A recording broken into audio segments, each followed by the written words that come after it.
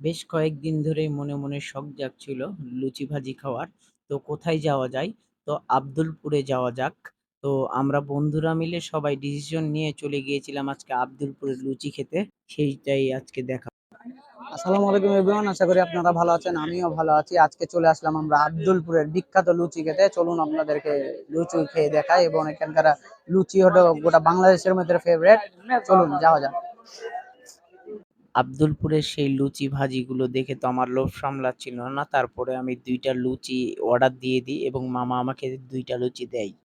আমরা এখন দুইটা লুচি নিয়ে নিয়েছি, এখন অলমোস্ট খেয়ে দেখি কেমন লাগে।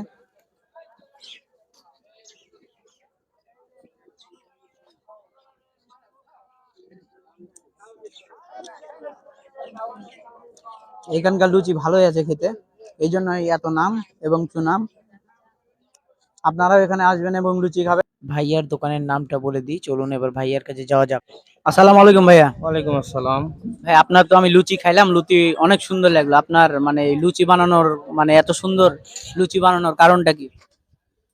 এটা লুচিটার ফর্মুলা একই সবার কাছে। এখানে আব্দুলপুর স্টেশনে কিছু না হলে 15 থেকে 20টা লুচির দোকান আছে, এবং প্রত্যেকটা দোকানের লুচির একই ফর্মুলা। সবাই একই রকম লুচি তৈরি করে। এই লুচিটা আপনার মোটামুটি 20-25 বছর ধরে আব্দুলপুরে হয়ে আসছে, এবং এটা মোটামুটি একটা ফেমাস পর্যায়ে গেছে। ফেমাস পর্যায়ে। জি। তো ভাইয়ের মানে এই দোকানটার নামটা কি একটু বলে দেন, তাহলে সবাই আসবে। দোকানের নামটা হচ্ছে নীরব হোটেল। এটা আব্দুলপুর প্ল্যাটফর্মে আসলেই হবে। এখানে সাইনবোর্ড দেওয়ার কোনো নিয়ম নাই, তো এই সাইনবোর্ডটা দেওয়া হয় না।